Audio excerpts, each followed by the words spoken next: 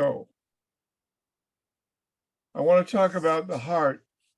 When an outsider moves to New York, there's a lot of culture shock, especially if they come from the Midwest. They say, wait a minute, you people are just stepping over bodies here. How can you do that? And look at these crazy people walking around the block. There's this one crazy guy, he walks around the block about 40 or 50 times, and he's ill-clad, dirty, filthy, and he looks berserk. And there are other people stabbing people in the subways, and all this is going on. And you wonder what has happened to the New Yorkers. They've hardened their heart toward this. If this were happening in a small town, there would be a lot of people up in arms to do something. But here in New York, it says, keep thy heart with all diligence, for out of it are the issues of life. And that means that whatever captures the mind, the heart, captures the person. And you better be careful about what you entertain in your mind, in your thought life, because it can be very detrimental. And out of the heart comes all these defiling sins. Mark chapter 7, verses 21 to 23. And the Jewish people, a partial hardening of their hearts.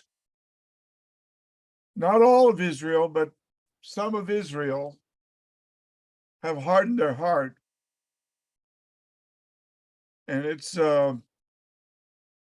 something that we know about from Romans, and especially chapter 11, verse 25 of Romans. A partial hardening has come upon Israel until the full number of the people, the nations of the world, come in. It's not a complete hardening, it's a partial hardening. A lot of Jewish people used to say, oh, there are no Jews that believe. Then there was this phenomenon in the 70s, and all these Jewish hippies started giving out tracts on the street corners. And there were many Jews in California who became believers, and this revival spread all over the world, even in Russia. And this is because the hardening is only in part. There have always been Messianic Jews, and now there are more and more and more of them. When Abe Schneider, who was an open-air preacher that I knew back in the 70s in Fairfax area of Los Angeles, this man was an old man when I knew him, but for 23 years, he had been knocking on Jewish doors, and he had been faithfully presenting the good news to them. And for 23 years, the door was slammed in his face. And then something happened in 1967, June the 7th, the Six-Day War. Jerusalem was no longer trodden down by the non-Jews. And all of a sudden, Abe Schneider reported to the Los Angeles Times newspaper that the doors weren't slamming in his face anymore. Suddenly, Jewish people were listening. And then a revival began. And if you could find the Time magazine of June the 12th, 1972 on page 67, you can read all about it. Because many, many Jewish people were coming to the Lord. There was a Bible study in Beverly Hills, and I had just become a believer, and I was an actor. And I told the Lord if he would give me a TV commercial, I would buy a van and pick up Jewish people and bring them to that Bible study. And he did, without auditioning, without callbacks, without anything. My agent was shocked. My manager was shocked. how did I get this commercial? I didn't even try out for it. The guy just found my picture and called up my agent, and I said, well, how did you get the idea to use me? And the guy said, well, I just found your picture. And it was when I was praying, Lord, if you'll give me a TV commercial. Now, only an actor knows what a miracle this is, because normally you go for a audition and there's like 100 people there in the waiting room, and then if you get a call back, there'll be another 50 people, and then if you get another call back, there'll be another 25 people, and finally it'll get down between you and one other actor, and then it'll be a rainy day and he gets the commercial and you don't have an umbrella, and that's the way it works. But on this particular day, I didn't do anything. I just prayed, and the Lord gave me the vehicle, and pretty soon it's got 14 Jewish people in it, and they're all coming to the Lord. And then a lady named Esther Rosenberg got a healing of degenerative disc disease. And then pretty soon there was a revival going on, and all kinds of Jewish people were coming to the Lord. And this is all the kind of thing that Abe Schneider was talking about. And in Daniel chapter 8, verse 14, it says, and he said unto me, Daniel, unto Erev Boker 2300, then shall the Kodesh, the sanctuary, be vindicated. And then when you get to Luke 21:24, it says, Jerusalem will be trampled down by the Gentiles until the times of the Gentiles are fulfilled. And then June the 7th came, and this revival started. I'm talking about the Six-Day War, 1967, when the Jews had control of the Temple Mount. And the good news, according to Romans, that Paul preached says, I do not want you to be unaware, brothers, brothers in Moshiach, of this mystery, lest you be wise in your own estimation, that a hardening in part, a partial hardening, a hardening in part of Israel has come, until the full number of the Gentiles has come in. Now, I'm working with people who are getting the Bible translated for every tribe and tongue in the entire world, and they are developing software so that when someone is in an African village and the people don't have a Brit Hadashah, very quickly their language can be written down, even if it's never been written down. And then the word for camel, the word for sandals, whatever, can be decided upon. And then the next thing you know, the software is spinning out a New Testament, and they're getting the scriptures, the entire Bible, all 66 books. And this is so that the full number of the Gentiles will come in. But at the same time, we are dealing with the unreached Jewish population, the ultra-Orthodox Yiddish-speaking Jews. And this is because what God started with Abe Schneider in Fairfax, when I was there with him, God is completing now. And he allowed me to live to be as old as Abe Schneider. Maybe I'm a little bit older even right now. And he did this so that this work could be finished. And when I get very exhausted, I remember that. And the Lord fortifies me and strengthens me, because Klal Yisrael will be delivered. It says, out of Zion will come the goal redeemer. He will remove Pesha from Yaakov. And that is all part of the gospel. And, you know, you need to know that this was something God did and is doing and will do, and he's not finished yet with his people. And another thing that you need to know is this, that there was a Methodist British theologian. This is back around the time of Abraham Lincoln. His name was Adam Clarke. If you go to Bible Hub commentaries and you look at his commentary, you will see something amazing. Because when Abraham Lincoln was a teenager, this man was in England writing a Bible commentary. And he sat down with nothing more than the Bible, and he did the calculation using this verse, Daniel chapter 8, verses 13 and 14. And he saw that he actually got it wrong by 1 year, because he forgot to, since there's no year zero, he forgot to add one for the transition from BCE to CE.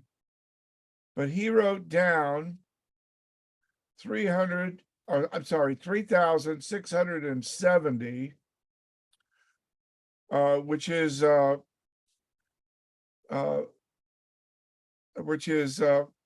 when you do the calculation, 2,300 years from the time when Daniel was speaking. And what would this time be? Now, remember, he's back in the time of Abraham Lincoln writing this down. He puts down that Daniel chapter 8, verses 13 and 14, where it talks about the 2,300 Boker Arevs, which would be years, he gets a date of 1966. In other words, 1967, he missed it by 1 year because he forgot to add 1 year, since there's no year zero going from BCE to CE. And so he got that close, missing only by 1 year, not reading the Talmud, not getting involved in extra biblical things, but just simply studying the Bible and studying Daniel chapter 8, verses 13 and 14. If you go to Bible Hub and you go to the commentaries and you go to Adam Clarke and you look at this amazing calculation, you will see that at the time of Abraham Lincoln, he wrote down 1966. Why? Because he knew that the Temple Mount would no longer be trodden down, and that happened 1967. He missed it only by a year, which is pretty good when you think about the fact that here I was not even saved yet in Los Angeles in 1967. And here he was back in the time of Abraham Lincoln, and he could see better than I could as an unsaved person what was going to happen on June the 7th, 1967. But Abraham Schneider did see it with his own eyes. Those doors stopped slamming in his face in Fairfax. And the Jews, the hippie Jews, the Jews that were young married people, who were young people, college people, all ages, senior citizens, they started turning to the Lord. Why? Because the hardening is only in part. Now, I want you to look at the Yiddish New Testament here. You have this word, and here it is on the spreadsheet. And the word is Pharhartung. Pharhartung means hardening. And when you go back to the translation, You see the word partial right here, and then you see the word hardening. And this partial hardening is starting to come to a close as Jewish people all over the world are less and less hard.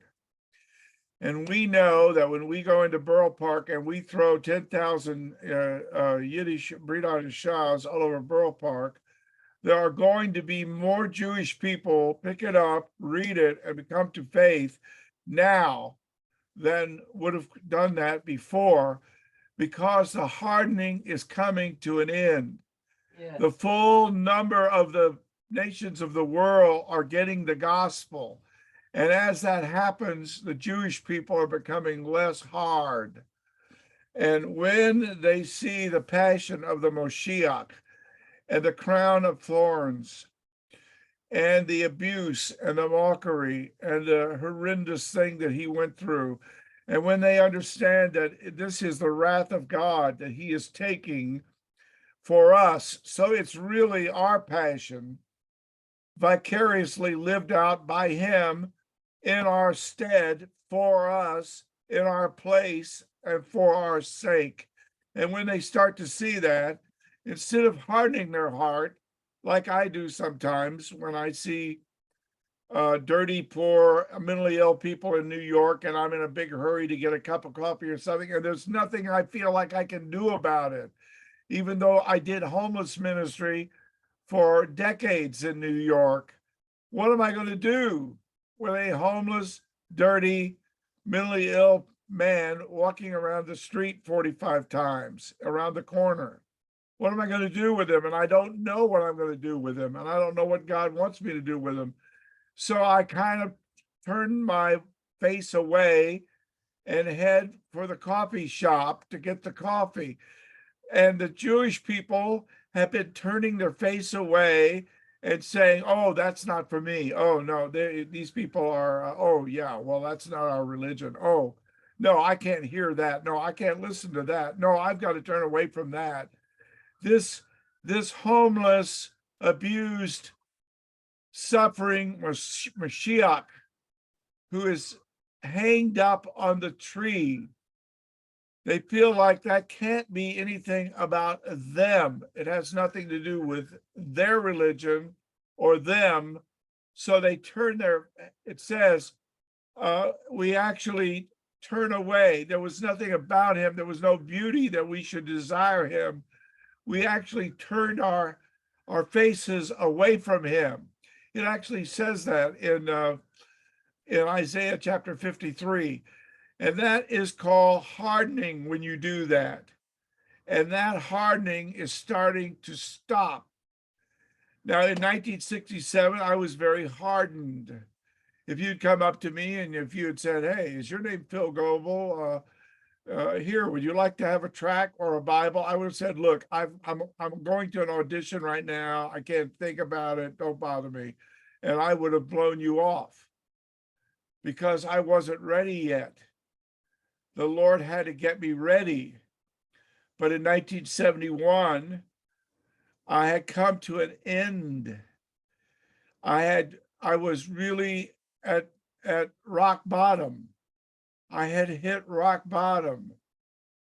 I couldn't go down any further. All my idols had been shattered. There was no other place to turn. And when my mother and my mentally ill father dragged me to the house of God and I heard the preaching, I finally melted. Jewish people are going to finally melt. Yes, they are. It's going to happen, my friend. And I know some of you are thinking, oh no, God forbid. That's the worst possible thing. If my son became a believer, how would I ever get over it? Well, it's going to happen. It has been happening. It's in the Bible. Adam Smith could see it way back in the time of Abraham Lincoln. He could see it. I'm sorry, Adam Clark. Go to Bible Hub go to the commentaries and look at Adam Clarke. And then when you see 1966, and you know that that book was published back in the 1800s, it'll blow your mind. He could see it. How come you can't see it? You need the Holy Spirit, like Adam Clarke.